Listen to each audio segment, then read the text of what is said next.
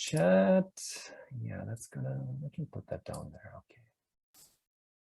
All right, so let's get started. So, well, again, my name is Behrang Keshavarz. I'm a scientist at the KITE Research Institute, which is the research arm of the Toronto Rehabilitation Institute in the hospital in Toronto. And I'm also a professor, assistant professor in the Department of Psychology at Ryerson University in Toronto. And I'm going to talk to you about like motion sickness in VR, obviously. And I called it an introduction. It's more or less kind of like an overview. So I want to give you like a good idea what the problem of motion sickness in VR is, like going from like what are typical symptoms, what are theories, why you get motion sick, and then ultimately, obviously, what can you do against it, and what is an outlook for future research in that domain, in that area. All right. Okay, here we go. So obviously, when it comes to the relevance of VR, I don't have to talk to you about that. I mean, everybody on this call is very much familiar with why VR is important and why motion sickness in VR is important. But just to get started with it, so obviously virtual reality is not only used in like entertainment, but it's also used in several different domains, including rehabilitation, research, training, education, and so on and so forth. And to ensure the health and the well-being of users who use virtual reality for different purposes is obviously crucial and just allows the full potential of VR to unfold. And motion sickness is one of the biggest challenges that modern VR applications face, right? So it's in general, motion sickness is a psychological or physiological sensation that is triggered by the use of VR technologies. And it's important to note at the beginning here that the term motion sickness or VR sickness might be a bit misleading because it's technically not a sickness, because every healthy person can experience motion sickness, not only in VR, but also like in real transportation or real movement. So the only people who are, funny enough, do not get motion sick are those who have a complete loss of their bilateral vestibular organs. So they don't have a sense of balance. So these are the only people, technically patients, who do not get motion sick. Everybody else can get motion sick in VR or in the real world. So it's not a sickness per se. All right, let's get started. And I usually like to get started my presentation with some numbers. And to do that, I brought something more interactive this time than I usually do. So I would like your participation for that next piece. So I have a question for everybody on this call. So the question is, how often have you experienced VR sickness? So you can see a QR code on the top left. All you have to do is take your smartphone and just scan that code, and it gets you to a survey. I'm going to join you. And then please just pick the one answer that refers to you.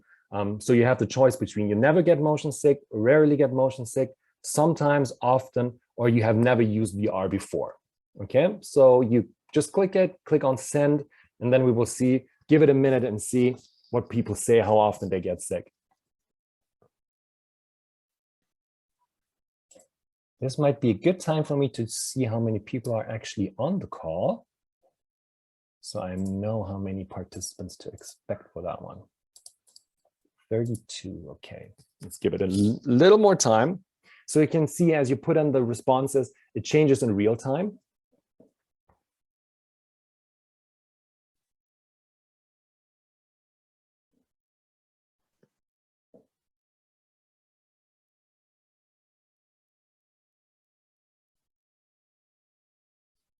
Okay, still coming in, the votes.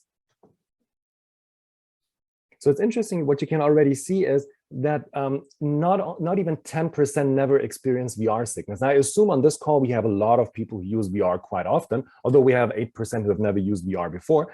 But I assume that the majority on this call use VR quite often, and they still have experienced sickness, right? So it is a common issue. I mean, most of the people, almost every other person has experienced sickness sometimes or does experience some sickness sometimes.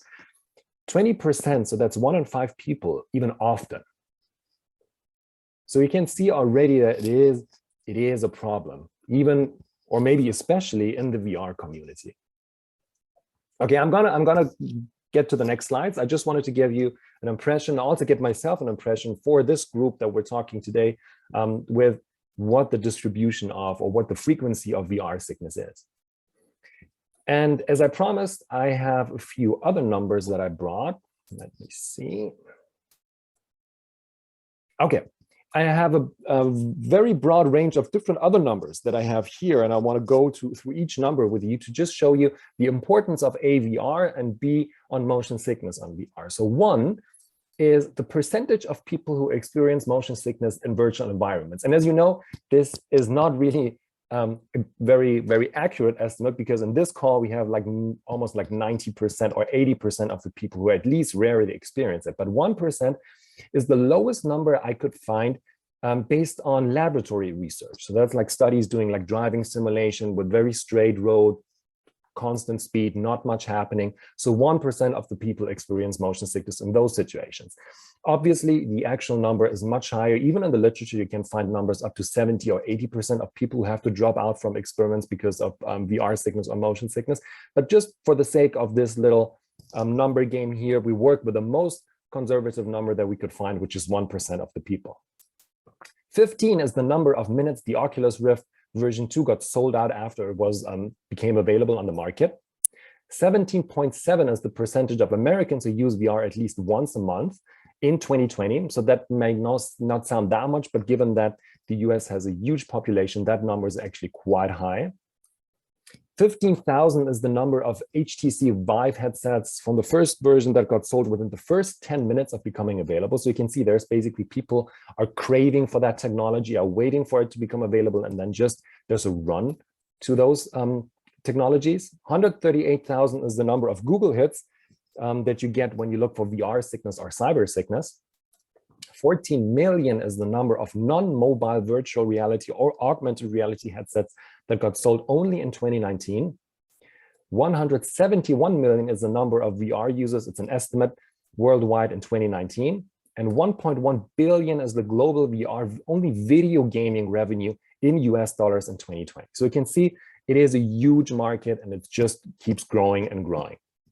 And if you now think back of the very first number, so that 1%, and you consider that 171 million people used VR just in 2019, so over 1.7 million is potentially the number of users who were at risk of experiencing motion sickness. And now, again, keep in mind, 1%, if it's actually even 50%, it's 50 times that number. So 50 million people, give or take.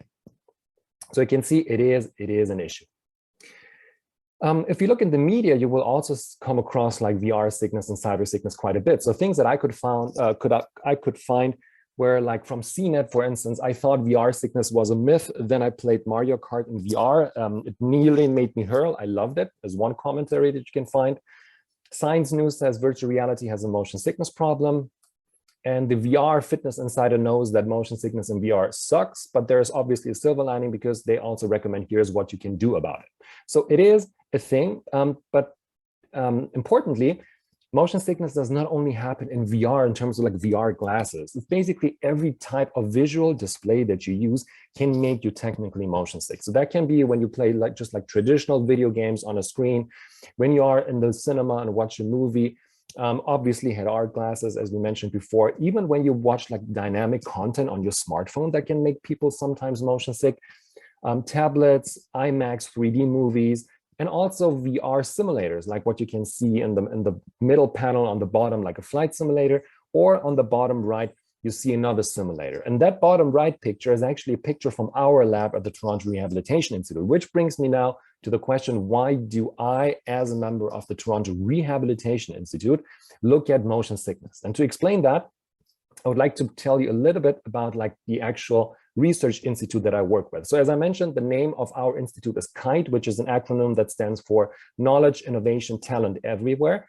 And it's the research arm of Toronto Rehab. And Toronto Rehab is together with 3 other hospitals, part of the so-called University Health Network, which is Canada's largest university hospital network. And it's fully affiliated with the University of Toronto and has strong ties with other universities like the Ryerson University, where I'm a member from. So UHN has, as I mentioned, in total 4 hospitals, 11 medical programs, 7 research institutes, 1 education center, and 2 foundations, and it's all located in the downtown core of Toronto. And our researchers at the KITE Research Institute now specifically are dedicated to improving the lives of people living with the effects of disability, illness, and aging.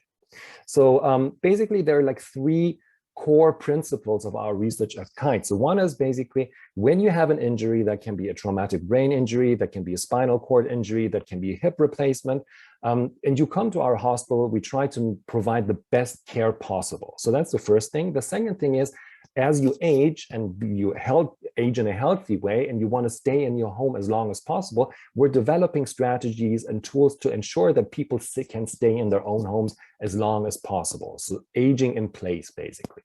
And the third one, and that's a very important one when we talk about research, is prevention. So what we also want to do is we want to basically prevent people or patients coming to our hospital site in the first place. And in order to achieve that, we do a lot of research at KITE.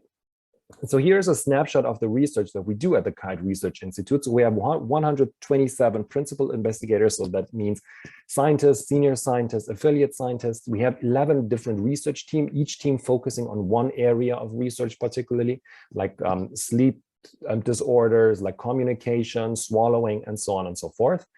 We have 255 trainees and research staff, graduate students, undergraduate students, postdoctoral fellows. 31 million is our annual research fund, roughly. The research space is 56,000 square feet. And in the year 2020, we had 627 publications. So you can see it's a pretty big hospital in terms of research. Well, and the core of our work, as I mentioned, when it comes to research, are our laboratories, obviously. So we have a broad range of laboratories. I'm just going to show you some examples of it. So each of the laboratories that you can see on this picture are dedicated to a specific research question, right? So you have climate lab, when you can change the temperature of the room to up to -20 degrees Celsius. You have home lab, which is a replication of a one bedroom, like a common one bedroom. If you want to test new equipment or test behavior of participants, you have a very realistic environment where you can do that. We have falls lab, which is a laboratory that is dedicated entirely, as the name already suggests, to the analysis of falls. How do you recover from falls? What's the kinematics behind it, and so on and so forth. And we have Sleep DB, which is a soundproof sleep chamber when you can do like sleep research, like sleep apnea or related issues to sleep. But the centerpiece of our research facilities is what we call the Challenging Environment and Assessment Laboratory, or SEAL in short. So what you can see here is a big hexapod motion platform, which is 6 by 6 meters wide, and has a laboratory or a pod, what we call it, mounted on top of that motion platform. And now the unique thing about SEAL basically here is, as you can see here, there's a yellow beam on the ceiling of, well, it's 3 stories underground. So on the ceiling, there's a yellow beam and there's a crane attached to it. So what you can do is basically you can lift this whole pod, pick it up, move it over into stationary mode, and pick one other lab up with a crane and put that one on the motion platform. That's pretty unique in terms of like a laboratory. And we have 4 of those cabins that can go on top of the motion platform. So the first one is Winter Lab. Again, the name already suggested it's a laboratory that is dedicated entirely to analyzing behavior, shoes, equipment, whatever you want in the context of winter, which is not unimportant when you live in Canada, where you have like pretty freezing temperatures for a good chunk of the year. So we can freeze the floor. It's pretty icy. You could technically figure skate in there if you wanted to. There is a wind machine, there's a snow machine to make it as realistic as possible. We have a lab that's called Stair Lab, which is dedicated to improving basically environments and home environments. So you can test the design of staircases, handrails, or bathtubs, as you can see on this picture. And then we have 2 virtual reality laboratories, and these are particularly relevant for my work now. And the first one is called Street Lab, which is a dome-shaped VR laboratory. It has a 240 degrees field of view, so 5 projectors plus 1 floor projector. There is a treadmill in the center of it, so you can literally walk on the treadmill while you virtually navigate through any scene that you want to program. Here you can see a replication of downtown Toronto, exactly where our hospital is located. There are like surround speakers around it, so it's a multi-sensory virtual experience in that laboratory. And the last one, which is the newest member of this lab family, is called Driver Lab, which is Canada's most advanced driving simulator and one of the top simulators in the world, comparable to those that you can see with big car manufacturers internationally. So Driver Lab is a fully equipped car. It's an Audi A3, which has all its original components, the interior components. Obviously, it doesn't have any tires anymore and doesn't need an engine, so that's been taken out. Instead, it has some other unique features. So it's like 360 degrees field of view. So wherever you look, it's just screens covering everything. So it's pretty immersive. And on top of that, the car is mounted on a rotating platform.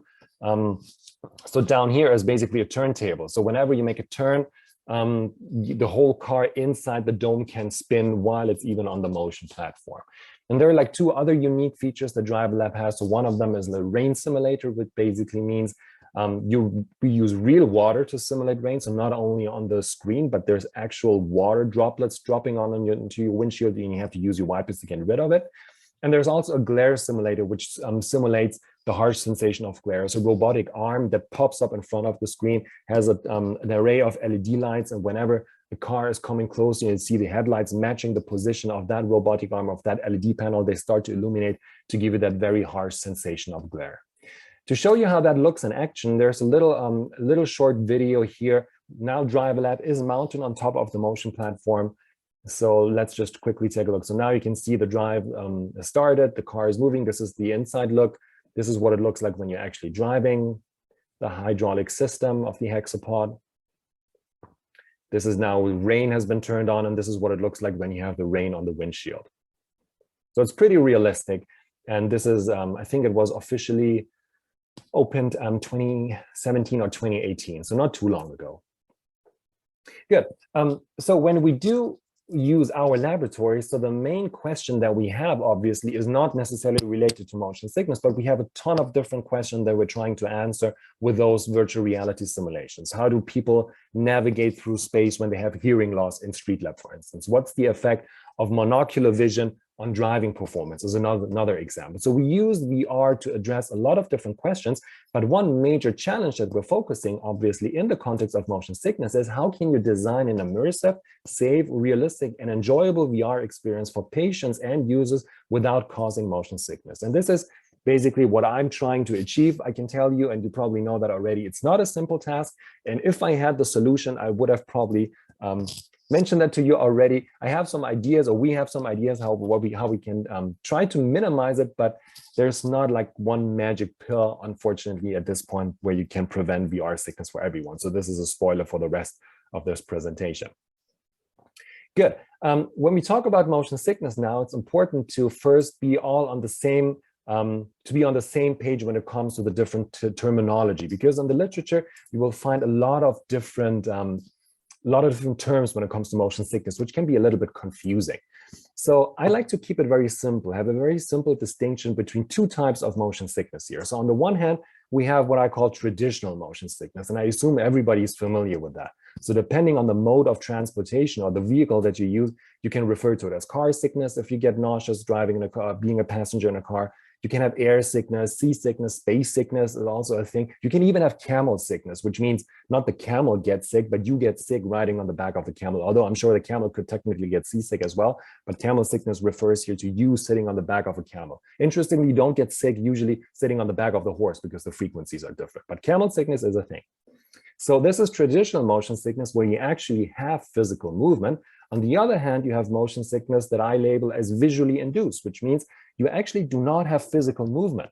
So the term motion sickness might be a bit confusing at this point because you're not really moving, but the motion that you see is visually induced. It's driven by the eyes. And again, depending on the technology here that you use, you can refer to it as cinerama sickness. You have gaming sickness, obviously VR and cyber sickness, what we already talked about, and simulator sickness, as I've shown you on the previous slides. And simulator sickness is actually an interesting one because you notice that the simulator that I showed you has a motion platform. They are motion cues, but it's not real world motion, but it's kind of like a hybrid between the two. But to keep it simple for this distinction, let's focus on the left side of this diagram basically and look at visually induced motion sickness. So going forward, I'm going to use the term VIMS, which is like short for visually induced motion sickness, which also covers VR sickness. All right, in terms of symptoms, so the symptoms that you can have with VIMS are manifold. So basically your whole body can be affected. You have gastrointestinal issues such as nausea, vomiting, stomach awareness, burping, and so on and so forth. You have issues with thermoregulations, you become pale, start sweating. It's usually a cold sweat, actually. Arousal, problems with fatigue, drowsiness, difficulty concentrating. You get dizziness, vertigo, and disorientation. And then obviously quite important when it comes to visually induced motion sickness, ocular motor issues such as eye strain, blurred vision, but also headache, difficulty focusing, or head fullness. And the last part, the ocular motor one, are definitely more prominent in the context of visual displays compared to traditional motion sickness. Interestingly, vomiting is not that common in VR sickness or visually induced motion sickness. And the reason for that usually is because if you start to get sick, you can easily stop it, right? You just shut your eyes or you turn off the screen and so on and so forth, and then you recover quickly, which is obviously a bit difficult when you're, let's say you get seasickness on a cruise ship, you can't tell the captain, please stop, I'm nauseous, right? So you have to go through it. This is why vomiting is more common in traditional motion sickness. All right, why do you experience motion sickness? There are different theories out there. I'm not going to go into details with these three theories that I've shown here, but I just want to mention it so you're aware of the fact that there are different theories. So the first one is related to eye movements, which basically suggests that the amount of eye movements that you make is directly linked to the amount of motion sickness that you will experience. And some studies supporting that hypothesis basically show that a fixation cross, if you limit the eye movements, have something on the screen, can reduce motion sickness. So this is where this theory stems from. Another very popular one is the so-called postural instability theory. It's a little bit complicated to explain, but in a nutshell, the idea here is that situations that challenge you to maintain your posture, your postural control, are causing motion sickness. So if you picture it that way, if I ask you just to stand up and just stand still for 30 seconds or 60 seconds and not do anything else, you will notice that nobody actually stands completely rigidly still, right? So always have a little bit of sway. And the idea here is that those people who have more problems or challenges maintaining their postural stability and the postural balance are more likely to experience sickness. So it's not a byproduct of getting sick, it's actually the cause of motion sickness.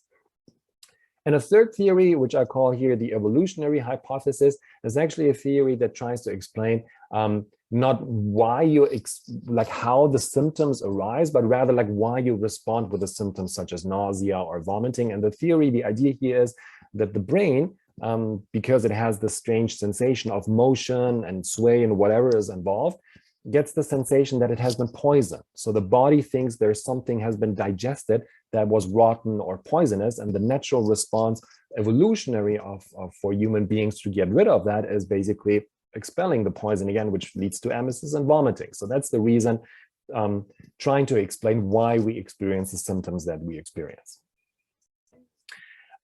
So the theory that I want to go a little bit more into depth here is the so-called sensory conflict theory, which is arguably the most commonly at least cited theory in the context of motion sickness. And the idea of the sensory conflict theory is when we navigate through space, or where we're just like positioned in space, we use different sensory information about how we are positioned or moving through space, right? So we have information coming from our eyes, but we also have information coming from our vestibular organs, which is the sense of balance one located in each inner ear. And we also have the information coming from our muscles and joints, right? So usually all those multisensory cues that we have are integrated to one single percept. So they're in concert with each other. To give you an example, if I turn my head to the right, it's not only my eyes telling me that I move my head to the right, it's also like the muscles and the neck, and also the vestibular organ that notices that I rotated my head. Excuse me. And under normal circumstances, or most circumstances, those information, as I said, are in concert with each other. However, there are now situations where the information that you get from those different sensory systems are not matching. So there is a sensory conflict. To give an example of a so-called visual vestibular conflict is reading in a car. So when you're a passenger and you're reading a book on your smartphone, the eyes are not telling you that you're actually moving, but you can feel the movement through the vestibular organ. So that's the type of a conflict that's meant to result in motion sickness. If you turn the visual vestibular conflict around in a driving simulator, for instance, okay, sorry, end of the day, my throat is tired from all the meetings I had today. I'm sorry for that. So the second visual vestibular conflict that you can have, for instance, is when you use VR in a driving simulator. So you Now you do not feel the motion if it's like a fixed-based driving simulator, but you can see it. So you get the sensation that you're actually moving. That sensation is called vection. And that makes you believe that you are actually moving, but the rest of the body is telling you, no, you're not moving. So again, there's a sensory conflict, which is meant to be the cause or the root of motion sickness. Well, however, it's not that easy, obviously. If it was that easy, then we could easily predict that everybody is going to get sick in sensory conflict situations, which is clearly not the case, right? So it's a little bit more complicated. I don't want to go too much into depth, but just to show you what the basic concept here is. So let's start at this point where you can say, okay, you have motion stimulus that can be actively initiated or passively initiated. And once you initiate it, you have receptors in your body, so the different sensory cues that detect or sense that motion stimulus that is happening, right? So you have your eyes, you have your semicircular canals and the othelids, which are part of the vestibular organ, who can all sense the different types of motion. And now there's something happening on the brain level, obviously. I'm not going to go too much into detail, but there's one crucial component that I would like to point out, which is called the internal model or the neural store of expected signals. So according to that sensory rearrangement theory, which is kind of like a modification of the sensory conflict theory, it's not the conflict per se that makes you sick, but it works that way, that whenever you initiate a motion, you have a certain expectation what to expect, right? So basically your brain searches in the archives of where all the different patterns in the past have been stored. For instance, when I'm sitting in a car as a passenger, I know exactly what to expect when somebody's accelerating. So I have something like an internal model that is telling me, okay, this is what you got to expect. And now you compare that information, what you expect, with what you actually feel. And only if there is a mismatch signal, and that mismatch is strong enough to overcome a threshold, then you get motion sickness. So it's not the conflict per se, it's the lack of kind of like adaptation to that conflict, right? So if you learn it, if your brain adapts to that situation, you will not get motion sick technically anymore. And that's true for a lot of people who use, for instance, like driving simulators, like day in, day out. They get sick maybe in the first time, the second time, and so on and so forth, but not when they use it like 50, 60 times or something like that, right? So that can already give you some ideas about how you can prevent motion sickness through repeated exposure. I'm going to talk about that later a bit more. Good, but this is in a nutshell the idea of the sensory conflict theory. Well, there are different other factors, though, that can affect your susceptibility to motion sickness. And these are all things on an individual level, basically. So you have a lot of evidence that there's a difference between biological sex, so men versus women, with females tending to experience more motion sickness than men. It's not really sure why that is the case, to be honest. Some studies have suggested it might be hormonal differences. Some studies have suggested that females are just more open to report motion sickness or to admit that they feel motion sickness, would more be like a gender-driven sensation or scenario. But in fact, I mean, there are studies on cruise ships showing that females tend to vomit because of motion sickness almost like 3 times as much as men do. So it's kind of like even observational, you can experience that. In questionnaires and lab studies, a lot of them point towards sex differences, but not across all studies. So even within my own research, sometimes I see that sex difference, sometimes I don't. Age is another interesting one. So usually like little infants or little babies up to the year of like 2 years old, roughly, or 24 months, they are immune to motion sickness. I mean, they constantly vomit, but that's usually for other reasons. But as they get older and motion sickness starts to peak around like 8 to 12 years old, roughly. And then it decays again, it goes down again. So most adults usually don't get that much motion sickness. However, with VR sickness, there's a second peak in the older population again. Right, so like 65, 70, 75 and up, there are a lot of studies showing that there's another rise in motion sickness, specifically in the context of virtual environments. Ethnicity has been mentioned as another factor, although it's not really well studied. There are a few studies suggesting there might be differences, for instance, in Asian populations who could be like highly susceptible to motion sickness. But as I said, the studies, there are not many studies looking at it, but it has been suggested that it might be effective, which would speak to genetic differences, for instance, or genetic influences as well. And then obviously you have a lot of like technological features or factors that can affect your susceptibility. And as trivial as that may sound, but that's the thing, like field of view, the size of the field of view. The bigger the screen, the closer you sit to the screen, the more likely you are to experience motion sickness. Like when I go move back from the screen and the field of view shrinks, then obviously I'm not as likely to get motion sick as if I'm like in a 360 degrees virtual dome, for instance, let's say. Virtual reality settings of the headset, obviously, like time lag, moving lag, and things like that can have an effect. And then lastly, but importantly, the content, obviously, as well. So what you show your participants in VR, different video games, different scenarios that you expose them to, has a massive impact on whether they're going to experience motion sickness or not.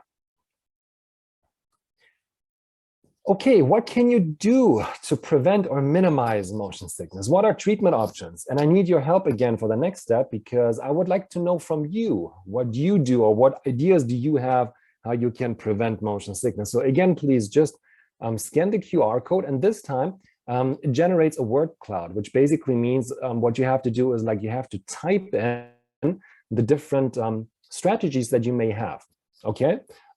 And whatever comes to your mind, just click it. You can pick multiple ones. I think you can click multiple ones.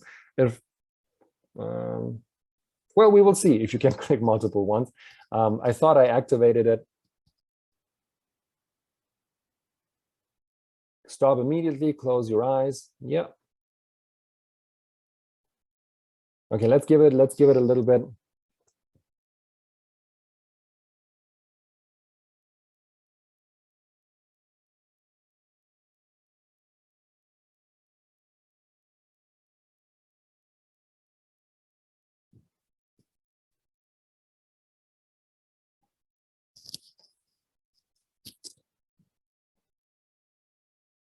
Oh, they're very good ideas.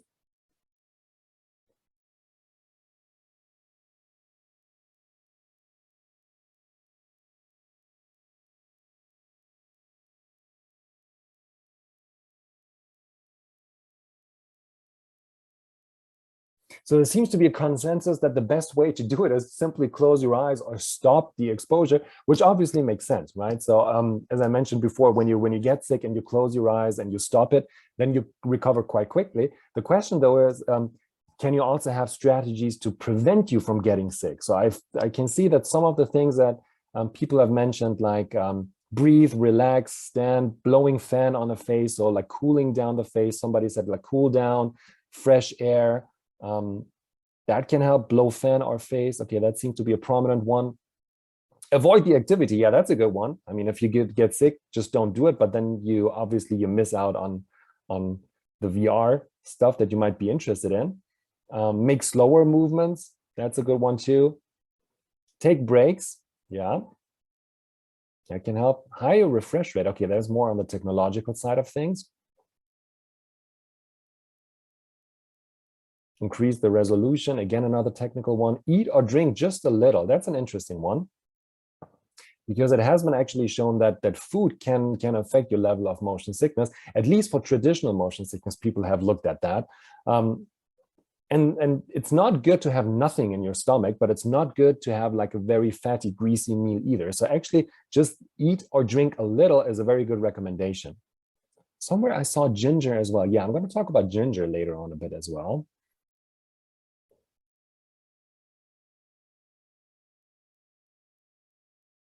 Don't do it when you're tired. Oh, that's a good one. I haven't heard that one yet. But sleep might also be related to it. Yeah, sleep quality. Cool. I think we can continue from here. So you can see basically what I wanted to show you with that cloud is there's a lot of different options that you can do, a lot of things that people do. And to be honest, whatever works for you, works for you. If it works, just keep doing it, even if the science behind it might not necessarily 100% support it, but as long as it works, which is great, right?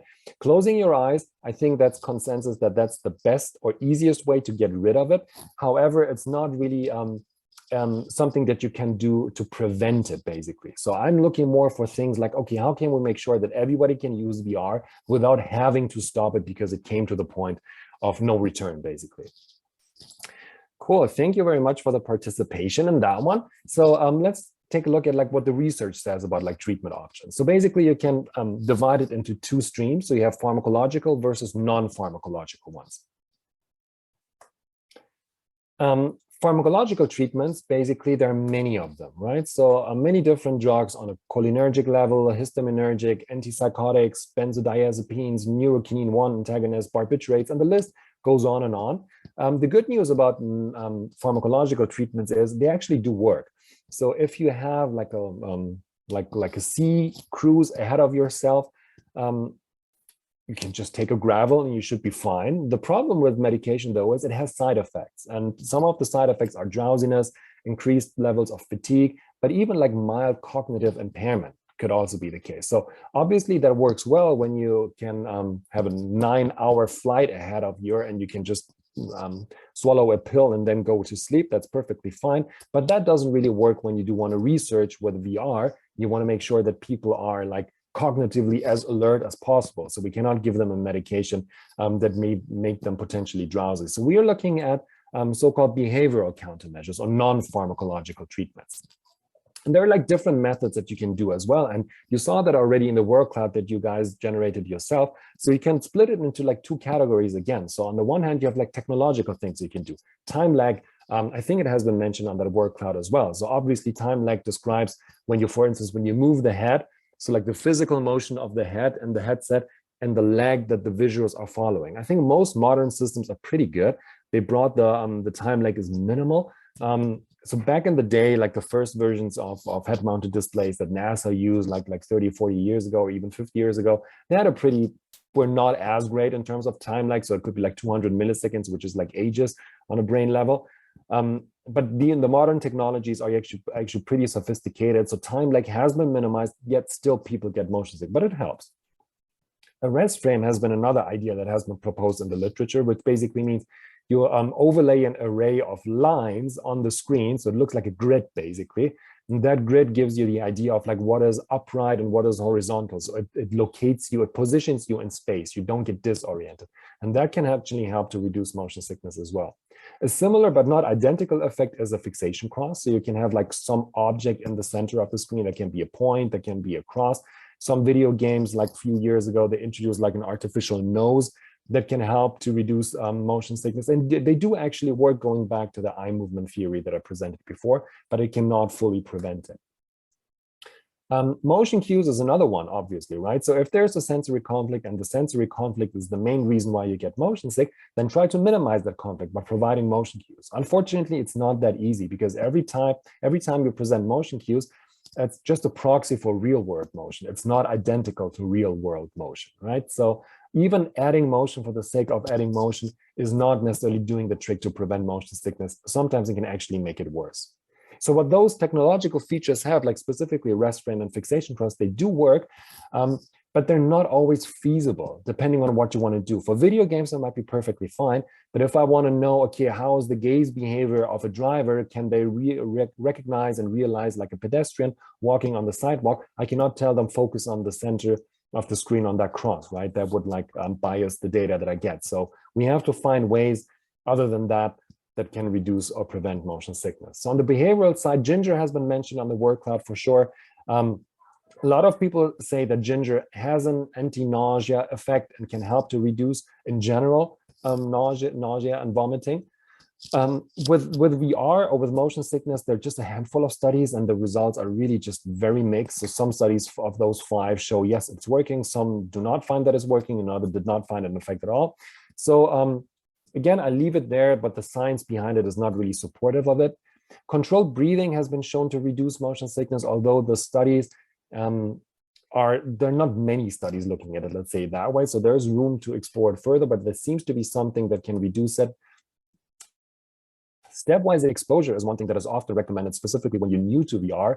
Do not jump into right away. For instance, when you're in a driving simulator, don't let somebody just drive like crazy and do a lot of like acceleration and braking, abrupt turns and stuff like that.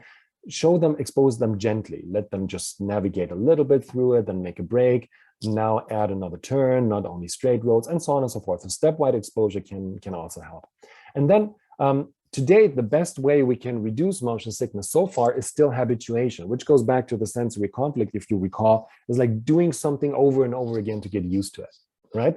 So if you're susceptible to motion sickness in VR, so the solution would technically be, okay, just go ahead and do it over and over again. If at some point you will get used to it. And that technically works. I mean, there are a lot of like research studies that have shown that it does work. The problem with habituation, though, is it's very time consuming. So you have to do, for some people, you don't have to do like 2 exposures. You have to do like 5 or 10 until they habituate. Another problem is you always habituate to one specific situation. So it's not really clear, is it transferable to other sensations? Let's say you're good with a driving simulator in our lab does not really mean that you're good with every other driving simulator that you're going to use, because every driving simulator is a little bit different. Right, so that's another problematic situation of habituation. And the third one, or another caveat, is that it's unpleasant. Obviously, if you have to go through something that makes you nauseous, the natural question is why. I don't want to get nauseous. I don't want to get like exposed. I don't want to read in the car if it's not necessary. So I just don't do it. Right. So these are problems of habituation. But in fact, if you really want to get rid of your motion sickness, habituation would be probably a solid way to do it. Okay, but there are some other behavioral treatments. Hold on, let's go to the next slide. Now, some of the things that we have investigated over the last years in our lab. So some of the things that we have tested, some of them were a little bit more promising than others. So like we looked at like pleasant music, looked at pleasant smells. We also looked at the presence of airflow. So in fact, we positioned actually 2 fans in front of participants. We looked at seat vibration, high frequency vibration. We restricted participants' upper body basically to deliver or to provide postural support to minimize sway and see if that helps. And the top 3 ones, like the music, smell, and airflow, the one on the top on this slide, they were actually quite interesting. So I'm going to look a little bit closer at those in the next slide. So to give a little bit of background how we did those studies, these are all independent studies, right? So they were not put into one single study. So what we typically do in our lab is we induce motion sickness to some extent, and we use it and make it in a very simple way. We just present participants on a pretty big screen, like a projection screen, 2 by 3 meters. They sit very close to it. A video of a bicycle ride, for instance. It can be any video basically, but as long as it induces motion sickness. And this bike video is actually pretty good. It's been shot with a camera that was mounted on the top of a handlebar of a bike, and it's 15 minutes. It's a pretty shaky and bumpy ride. The quality is not great, but this is all on purpose because it makes actually people quite nauseous when they look or watch that video. And then, so we have one control group typically that doesn't do anything, just watches the video. And then for the other groups, we have like different types of music, like high arousing music, relaxing music. We have different types of smells, airflow, position in front of them, and so on and so forth, right? So you get the idea. So we make them sick and then see which method works to make them less sick. And what we do is like when we expose them to the video, which is usually what you can see here on the x-axis, hold on, over here. So the video is around like 15 minutes long, and we ask them on a scale from 0 to 20, we call that the fast motion sickness scale, how nauseous they are in every minute, right? So participants report a score that ranges from 0 to 20. And when they reach a score of 10, that's usually the time when we remind participants that they can't stop. So they don't have to go all the way because for ethical reasons, obviously, but also because we don't want to have a mess in the lab. So that's the point where a lot of participants stop. Some people, though, say, no, I'm good to go, I can continue. But when they reach a point of 15 or higher, that's when we cap it and we stop it, okay? So let's take a quick look at the different groups here. So we have a control group. As I mentioned, this is the group that doesn't do anything, just watches the video. And this is kind of like average across all the different control participants that we had. So it must be around like something 100 something. So it results in scores on average around like 9 towards the end of the video. So what you can nicely see is it builds up, right? So it takes like 5-6 minutes to reach the first plateau, and then it keeps continuing. So, and at that point, a lot of participants have already dropped out. Okay, so if you were to keep going, it might go up and up and up. Okay, what now happens when you present them, for instance, with airflow? So positioning 2 fans in front of them to blow cool air on their face, you can see it cuts the amount of motion sickness almost into half, right? So we're now into like a point of 5 at the end. So The increase is not as steep, it plateaus quicker, and towards the end of it, it's a little bit more plateaued compared to the control group. You can see very similar results when you look at like pleasant smells, right? So again, like it almost cuts it into half. And also music. And by music, I mean like we ask participants, we expose them to pre-selected music, classical pieces, music that was more arousing, more positive, more negative in terms of valence. But this group here with the yellow line is the group that brought basically their preferred own music. So we asked them, bring in your own playlist and randomly picked a few songs from that playlist and replayed it to them while they were exposed to the video. And that can cut it down to almost like, again, like 50%, a score of around 4, which is quite impressive, just the fact that it's music, right? In terms of like, well, how can you explain the effects of these 3 things? I mean, you can explain each of them individually or separately, right? For airflow, you can say, sure, it's a physiological component. It reduces the body temperature, it reduces the skin temperature, which helps you to recover quicker from motion sickness and not even get there because you don't have the sensation of heat in the first place. Smell can be something nice. You can have memories associated with nice smells. It just eases you, it just calms you, reduces the stress response. It may help with that. Music can be simply distraction, for instance, right? So you listen to your music, you don't pay that much attention to the video, so it distracts you. So you can interpret each individually, but what they have in common at the same time is they just make you feel better in that moment. So they promote a pleasant ambience, what I like to call it, right? So the environment in the lab it's just becoming nicer. You feel more comfortable, more relaxed, less stressed out. And motion sickness in the end of the day is a physiological stress response, right?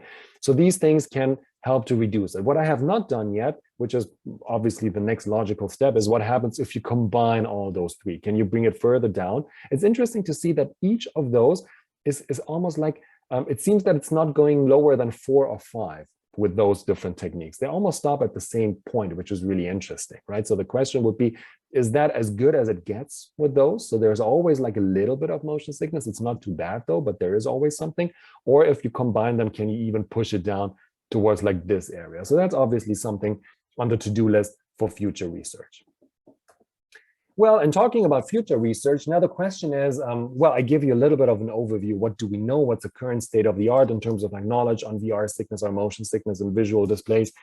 But where do we go from here? So what else can we do? Have we solved the problem? Obviously not. So what is on the agenda? What are the next steps? And most of the things that I'm going to present you here are things that I generally think are interesting or important to address. And I'm looking forward to your comments on that.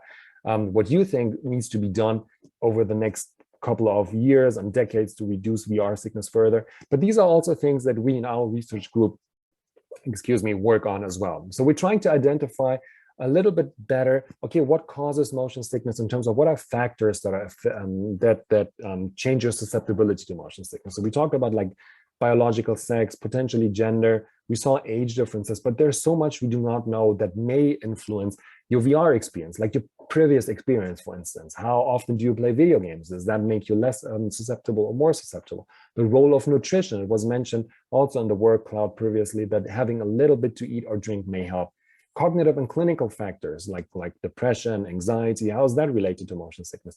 Quality of sleep or just the amount of sleep, your general fitness, your lifestyle, and things like that. So there's a lot of room to be further explored what factors determine your susceptibility to motion sickness. Another weakness at this point is that we cannot really predict who's going to get visually induced motion sickness or VR sickness. So there are some questionnaires for traditional motion sickness, and they do a pretty good job actually, based on your past experience as a child or as an adult. When you get sick in specific situations like riding in a bus, riding in a car, and so on and so forth, that is a pretty good predictor for your future motion sickness in traditional motion sickness. But for VR, something like that doesn't exist. So together with a colleague of mine from the UK, who actually is one of the biggest, we're kind of like one of the biggest names in the field of motion sickness, John Golding. Together, we're developing or have developed the visually induced motion sickness susceptibility question, which is, we have a long version and a short version. The short version is just like 5 questions asking you for specific symptoms whenever you use visual devices. So first data that we collected, so first experiments show that it's actually pretty useful in terms of like predicting to some level the amount of motion sickness that people may experience when they use visual displays such as VR. So there is promising movement into that direction, but we need to collect more data. We need to use the visually induced motion sickness susceptibility questionnaire in different experimental studies to see how good it can actually really predict VR sickness. And then people have looked at physiology as well. I mean, obviously, motion sickness is a physiological response, so it makes sense to record physiological changes in the body, right? Heart rate, body temperature, electrodermal activity, which is your sweating response, EEG, which is your brain activity, and so on and so forth, in order to predict it. It's not easy. I mean, honestly, I mean, people have done it since the 50s, 1950s, 60s, and so on. They could not really find a good physiological predictor. I mean, recently I published a paper looking at different physiological components combined with machine learning to get like a little bit of like, you know, like more advanced statistical analysis, basically. And again, we could not really find a very strong or good predictor for motion sickness. The best one that we found was a combination of, interestingly, of skin temperature, actually. So skin temperature, a drop in skin temperature could differentiate quite well between those who get sick and not get sick, combined with body movements and also to some extent heart rate. So there is some promising results, and maybe that may change as like technology changes, develops, as more machine learning algorithms and things like that are going to be combined with the physiological responses. So there is some hope that we might be able to identify some physiological markers to predict who's going to get motion sick or not. Well, in terms of like optimization of VR is the question, obviously, what can you do to optimize VR sensation, and can that help to reduce motion sickness as well? So one aspect would be like multisensory information. I mentioned, well, when we perceive our movement in space, we make use of multisensory cues, right? But VR is traditionally very focused on the visual. Now auditory is getting a little bit more, or has been, well, that's actually not right. So auditory is also like sound cues have also like been much improved over the last decades. But there's still like room for improvement. What about touch? What about like rotations, movements, and things like that? Can you improve that to optimize a virtual reality experience?